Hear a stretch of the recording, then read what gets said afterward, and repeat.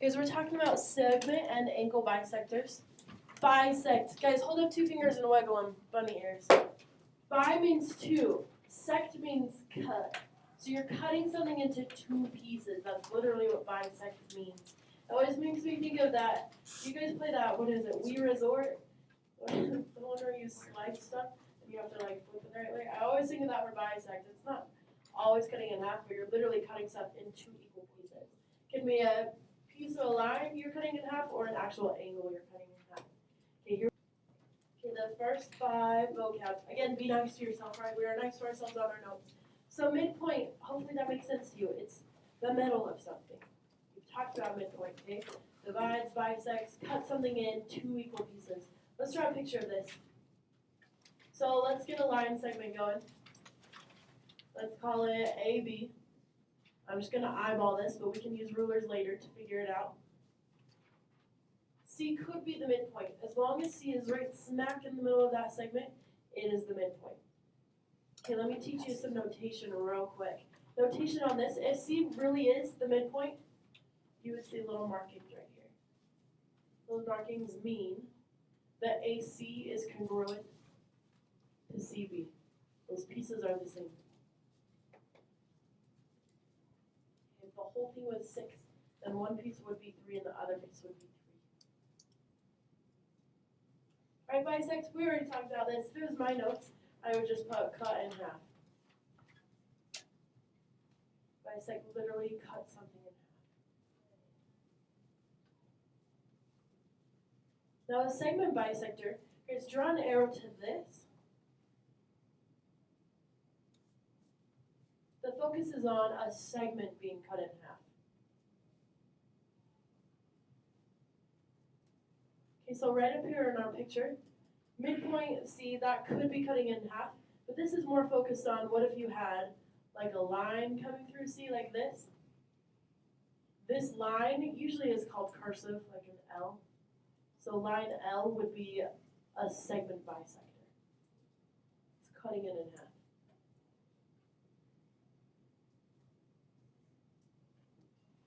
Okay, a compass. I would just remind yourself, compasses are really good for arcs.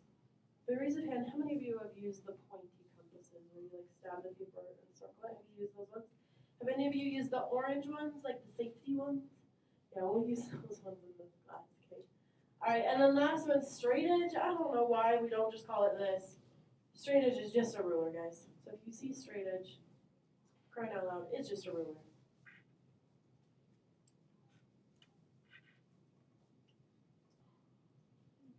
Okay, construct right here. I would just put this. It's a geometric drawing. You're constructing something, okay? We've constructed lines, rays, angles. We can use a ruler, we can use a compass. Okay, we've talked about the distance formula. Another formula in this chapter is the midpoint formula. You can use it to literally find the exact midpoint of something. You want to write it in here real quick? Here's the midpoint formula. If you have, I'm going to color code this, make it fabulous. So if you have a point, actually you need 2 points. The first one is always the x coordinate, right? Yes, nod your heads. Yeah. Okay, the second one is always the what coordinate? Okay, the y coordinate. So you need 2 points, but we would have numbers in there, like the 0.05 and the 0.210. Okay, what you do to use the midpoint formula, you're literally going to get a point out of it, right smack in the middle of those 2 points. What you do to get the midpoint, are you ready? You add your x's together, the first x and the second x, and then cut it in half. Makes sense because you're finding the middle of something. Find the middle of something and cut it in half. Okay, and then separately you would take your y's, you would add them together, and then cut it in half. Okay, angle bisector. So I would do a picture. Draw yourself an angle.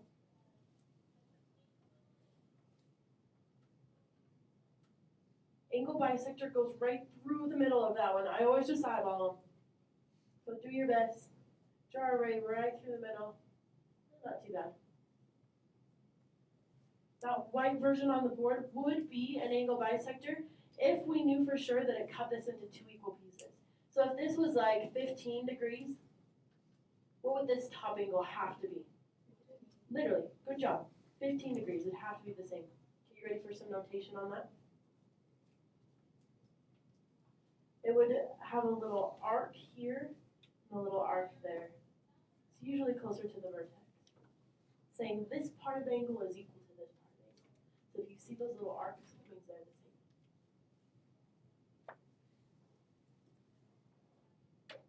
Okay, so right here, midpoint formula, add your x's together, divided by 2. Then add your y's together, divided by 2. Midpoint, we've got A down here, we've got B up here. We're going to find the midpoint. It's got to be here-ish, don't you think? We can eyeball where it's about supposed to be. Okay, so midpoint formula, we add our x's together. Let me grab a different color that will show up. Because underneath your A, just like we practiced with the distance formula, do your x1, y1. Remember how we did that? Again, it doesn't matter which one you call the first point and the second point. It's going to come out the same regardless. Okay, so here we go. Add your x's together. So that'd be -3 plus 5, and then cut it in half. Again, I got that from this one and this one, my x's. Okay, do the numerator first. So -3 plus 5, guys, hold up your fingers. Show me with your fingers what is -3 plus 5. Be confident, be confident. Perfect, it's 2, right? What's 2 divided by 2? You can shout it out. 1. So we've got our first coordinate. Our x coordinate is 1. Okay, separately, do the exact same thing but for the y's. So -4 plus 5, and then cut it in half. Okay, shout it out, guys. What's -4 plus 5? And then cut it in half. Should we just leave it as a half? Okay, that literally is a point that we can graph on the line. Let's graph it. And put the parentheses in. So that's 1, and then, so over 1 up a half. Over 1 up a half. Heads up, guys, they usually call the midpoint point M. M for midpoint. Pretty dang close, right? It looks like it's the midpoint. So if you got a midpoint and it was like 510, I'm really hoping you'll be like, oh crap, I did something wrong with that formula. Go back and check it.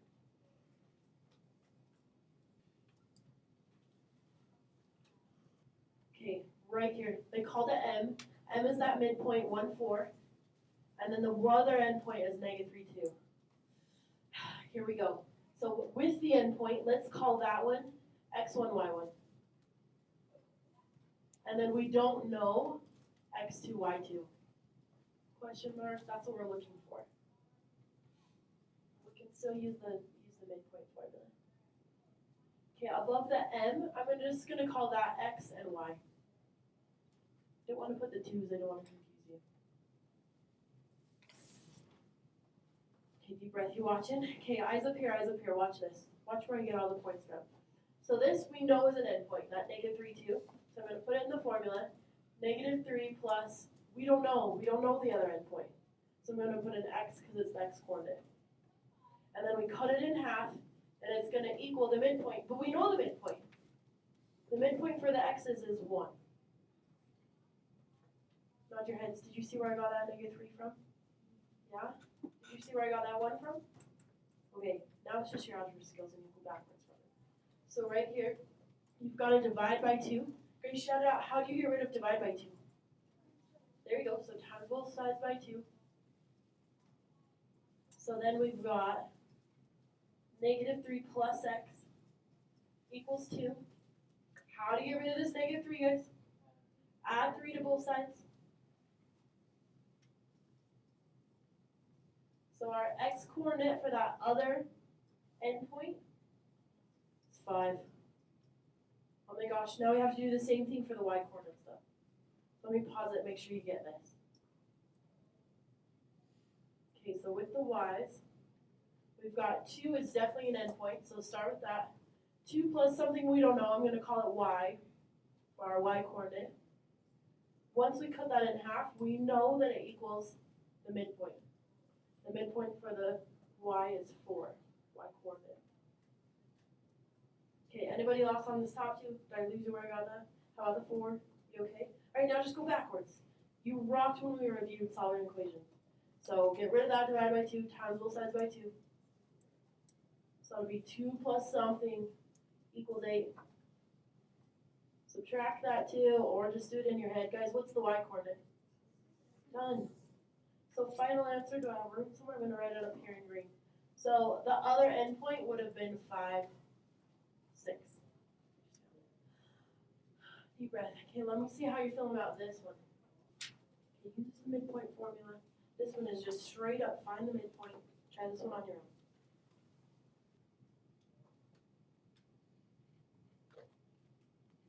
Okay, check it. Did you get the same thing? So I color coordinated it, wrote it with the mouse while I waited for it. How many of you got 2, 3? Let me see, hands in the air. Be confident, guys. Good job, good job. Did you sketch it and make sure that's in the middle? That's how you can catch yourself. So if you go over 2, up 3, check. That looks like it's the middle. Guys, let's practice the notation in geometry. So add that in. Let's call it point M. It's usually called point M. So over 2, up 3. And then add in your this is equal to this. Simple. Those 2 pieces are equal. We straight up found the midpoint. Okay, next example. Midpoint. Okay, are you ready? Let's do this one together for short. So this -5, let's call it our first x. This 12, our first y. This 5, since it's the midpoint, let's just call it our x. And this one our y. And this is what we're looking for. We don't know. Okay, always start with the endpoints. The endpoints go in the formula. You ready? So with the x's, we would have -5 plus, we don't know this one down here, so plus x. Cut it in half. Come back to this. That's going to equal your midpoint x. It's going to equal 5.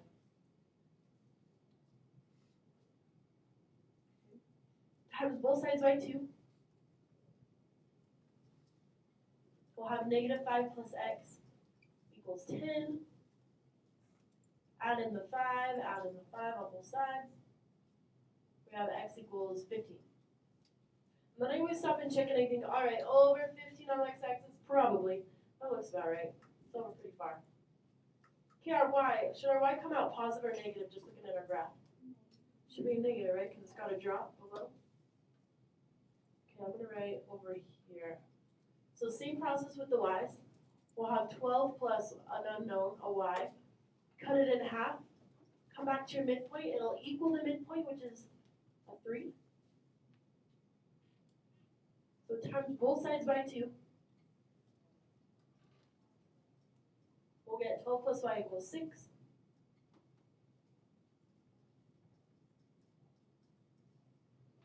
Okay, I know my pre-algebra students would try to subtract 6 from both sides. Because what do we subtract from both sides on this?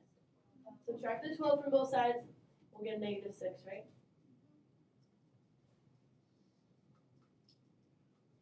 So our point over here would have been 15, -6. Seems pretty good. Okay, did any of you beat me to that on the board? You did? And you doing okay? Okay, let's keep going on our notes. What do we have left? Oh yeah, we saw an angle bisector. I think you guys will pick this one up pretty quick. Okay, angle bisector. Guys, color this in. Just squiggly line it. You've got to read directions in this section. The directions give it all away. Right up here, underline this. It tells you it's the angle bisector, so you don't have to measure it or anything. The directions say this is the angle bisector. Find the 2 angle measures not given in the diagram. Okay, you ready? So this bad boy right here on the bottom is 52. Well, if they tell you this is the angle bisector, what's this one right here? Same thing. Now write it down. We know how to write our angles now. So let's put angle DEG equals 52 degrees. But hang on a second. The directions say find the 2 angle measures not given in the diagram. What's the second one in the picture? Okay, Tyler, what do you see? Good job, Tyler. You said the 2 angles together, DEF. That's the angle addition postulate. We practiced that on Friday. So angle DEF is going to be both of those together.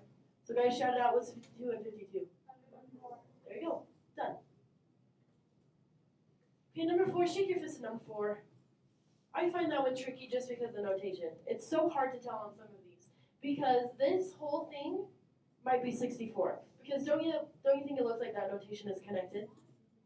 But that 64 is inside this angle, so it's looking like this piece is 64. I think that is a confusing question that I'll try not to put on a quiz or test. Let's just pretend that it's saying this whole thing is 64. So if that entire angle is 64, what would this little piece right here be? You can shout out, guys.